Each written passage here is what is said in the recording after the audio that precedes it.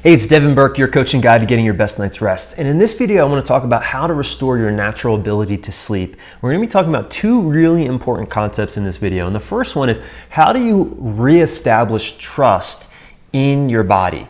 Now, what happens is after a lot of trying things and a lot of those things not working, most people have a big distrust in their body's natural ability to sleep. Now, let me explain a little bit further. When you take a sleeping medication or a supplement or feel like you need to do anything in order to sleep outside of your own body's ability, you're essentially giving your power away. You're trusting in whatever that thing is to then have you sleep. And there's a time and a place for sleeping medications. There's a time and a place for sleep supplements. There's definitely a time and a place for, sleep hygiene.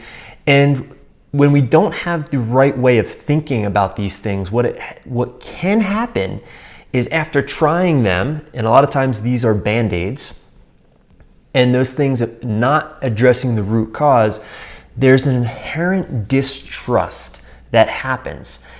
A distrust in our body's natural ability. And so what I want to talk about here is, how do you reestablish that trust? Now, it can be a bit tricky because usually the trust is reestablished when you actually start to see evidence that your body can do this.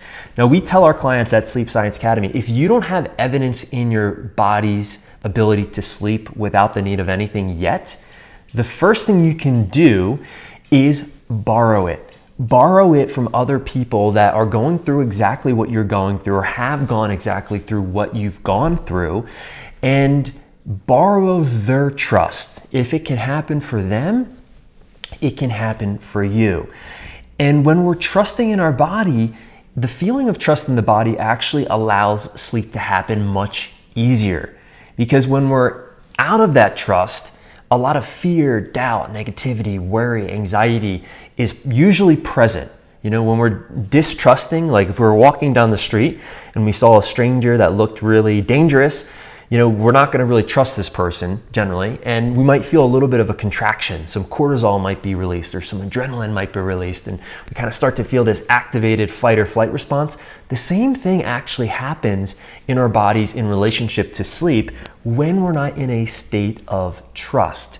So to start to establish that trust, if you don't have it yet, you can borrow it. Borrow it from other people, and you can go to sleepscienceacademy.com, go to our case studies and testimonials, watch some of those videos, borrow the trust. You're going to hear yourself in those videos, but borrow that trust that it's possible for you. Really, really important. Really, really important. The second thing that I want to talk about that is, it's one of these things that most people have a very, very difficult time with, and it's such a simple thing, and it's the practice of letting go. Letting go.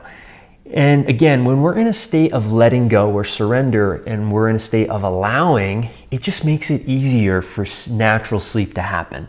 And we can't force or control sleep. So anytime we try to force or control something that we have no control of, that creates a tension or a pressure, which leads to the result not happening.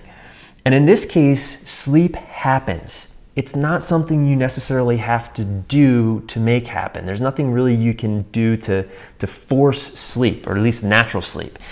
And so the art and the practice of letting go allows the mind to get out of the body's way so that the body can do what it's designed to do, what it knows how to do, what it wants to do, which is sleep. And how do you let go is the next question, because a lot of people say, intellectualizing that, I get that. It makes sense when I'm, in resistance and, I'm not letting go of things. I'm taking things to bed with me, my stressors, all the things that happen during the day. Of course, there's going to be this heightened level of anxiety or activation or frustration or fear or whatever it is. And if I can just let go of those things, then obviously, that would create the space for sleep to happen. But how do I do that? So there's a couple ways. And the first way that I found to be the most effective way for most people in the practice of letting go, and it is a practice, is really gaining perspective. And when you gain perspective, which is another way of saying looking at things from a different angle or a different way, and this is where working with a coach is extremely helpful, because we can't see the picture when we're in the frame. And what a coach does, through questioning and holding space, is they allow you to gain perspective. And it's through that perspective that it makes it tremendously easy to then let go. And if you don't have that perspective, then it's quite a challenge sometimes to let things go. And I'll give you an instance in my own life. Recently, I was on a ski mountain and I lost my ski goggles, and I started to, contract, get stressed. Oh my gosh, I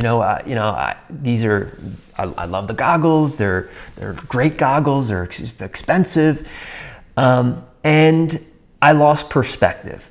In that moment. And it started to color my experience. I was not letting go. I was holding on to, what I didn't have.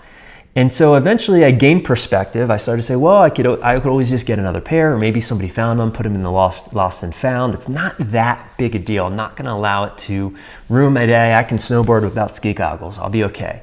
And I did. And at the end of the day, I let it go. I walked into the car and somebody had found the ski goggles. I guess they fell off my helmet when we were walking to the mountain, and put them on the car, and there they were. But in the moment, I didn't have perspective.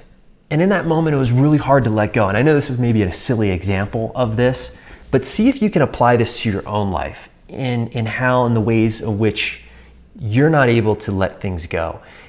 And when we can get that perspective, all it takes is really asking some new questions. Is this really important? Is there any other way that I could look at this that might create a little bit of space or possibility? Some of these types of questions can help us gain perspective when we take the time to answer them, which then creates the space to be able to let go. And in that letting go, in that surrender, guess what happens? Sleep. So again, these two things, building trust in the body, and also practicing the art of surrender, of letting go through gaining perspective, are extremely helpful to allow the body and mind to do, again, what it's designed to do, which is sleep. So if you found this video helpful, please like it, share it, subscribe if you're not a subscriber, and I'll see you in the next one. Take care.